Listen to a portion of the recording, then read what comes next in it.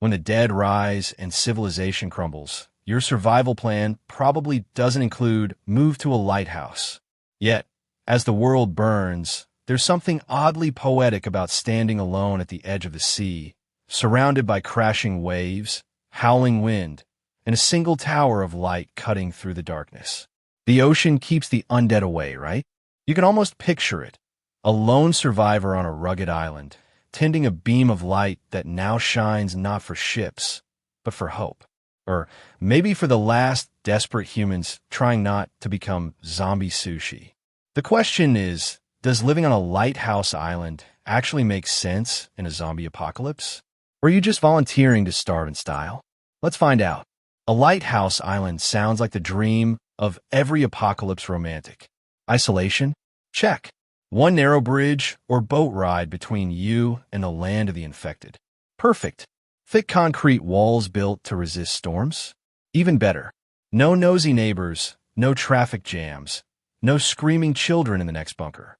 Just you, the sea, and the eternal soundtrack of seagulls and distant groans.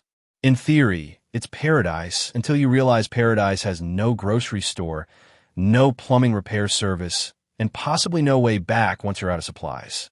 But let's be fair. In the early chaos, a lighthouse island could be one of the safest refuges on Earth. The first advantage is simple geography. Zombies are notoriously terrible swimmers. They don't coordinate, they don't paddle, and most importantly, they don't float well when they're missing half their limbs. Sure, a few may stumble into the ocean and drift toward you, but by the time they reach shore, they're more barnacle than human. So if your lighthouse is far enough from the mainland, the odds of being overrun are slim. That's a luxury few survivors can claim. Imagine watching the mainland glow orange with fires while you sit by your lantern, eating canned peaches and laughing at the chaos. That's the dream, at least for the first few weeks. Then comes the sound. You thought the apocalypse would be silent, right? Wrong. The sea is loud, especially when the wind hits the rocks and the waves slam against the walls. The lighthouse moans, the windows rattle, and every gust sounds like someone knocking on the door. It's peaceful in the day, but at night, your brain turns every creak into a zombie scratching to get in. You start naming the noises. That's Gerald, the ghost gull, you say, pretending you're not losing it. Sleep becomes optional. Coffee becomes religion. And when you wake up at 3 a.m. to find fog surrounding your island, the beam of your light catching vague shapes in the mist, you suddenly remember why isolation and sanity don't always mix. But let's not descend into madness just yet.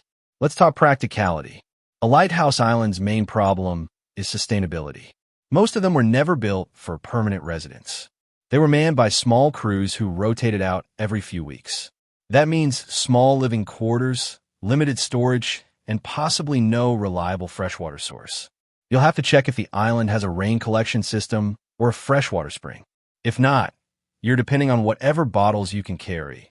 And unless you're Poseidon himself, drinking seawater is not a survival strategy. Food is another issue. Sure, you can fish. That's what everyone says before realizing fishing takes gear, skill, and luck. If your rod breaks or the fish avoid your cove, you'll be chewing on seaweed and seagull eggs, praying for a miracle.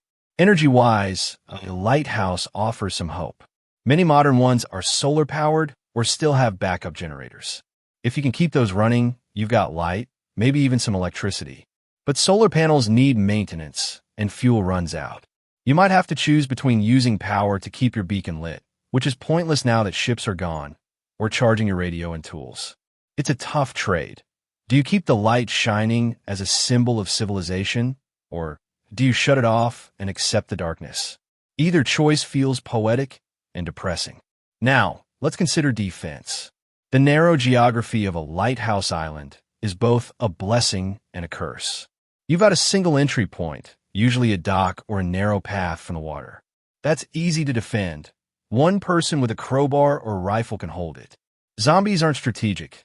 They'll walk right into the sea, get stuck on rocks, and dissolve into mush. But if humans come, raiders, scavengers, other survivors, they'll have boats. And people are far scarier than zombies. Imagine being woken by the sound of an engine cutting through the fog. You peer out from your tower and see a small group rowing toward you, armed, desperate, and eyeing your supplies. There's no back door, no tunnel to escape through. You either negotiate, hide, or fight. The lighthouse gives you height and visibility, but it's also a trap if things go wrong. Weather adds another twist. Lighthouses exist where the sea is cruelest. That means storms, lightning, freezing wind, and salt corrosion eating through your equipment. When a storm hits, you're in the center of chaos. Waves smashing the walls, wind howling like the undead chorus of the deep. You feel the structure tremble and realize this was built for light keepers, not long-term survivalists. If your roof leaks or a window breaks, repairs are nearly impossible without tools or materials. Each storm chips away at your comfort and sanity. The island that once felt like sanctuary begins to feel like a prison floating in endless gray. Yet, there's beauty in that misery. Picture it, a red sunset bleeding into the horizon, waves glittering like molten glass, and you, alive, breathing, surviving another day. You're not trapped. You're free from the infected world. You've outsmarted the chaos, built a rhythm, learned to catch rain, mend nets, ration food. You've turned solitude into strength. Maybe you start writing messages in bottles, sending them out to the sea. Maybe one day, a radio crackles with another voice, a survivor calling from a different lighthouse, miles away. Maybe humanity isn't gone.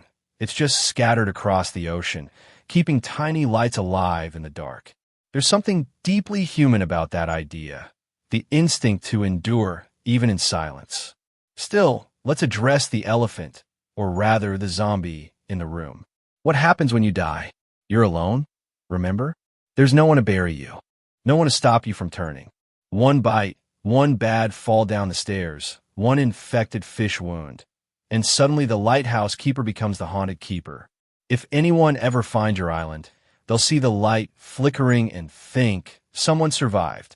Then they'll step inside and find you waiting, forever pacing the spiral staircase. A single beam of light sweeping over your decayed face every few seconds. The ultimate ghost story. Romantic, yes, but horrifyingly plausible. There's also the matter of communication.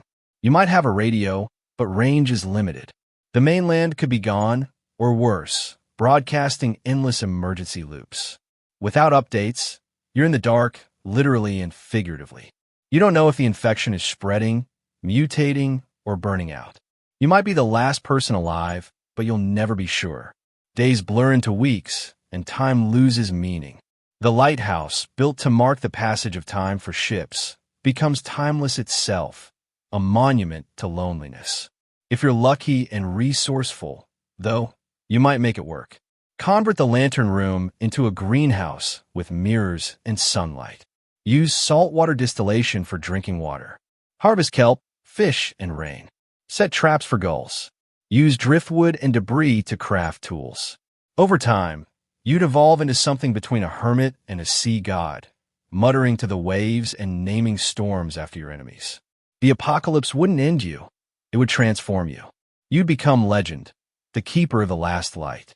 Survivors would whisper about the strange glow far out at sea, unsure if it's a person or a ghost still tending the beam.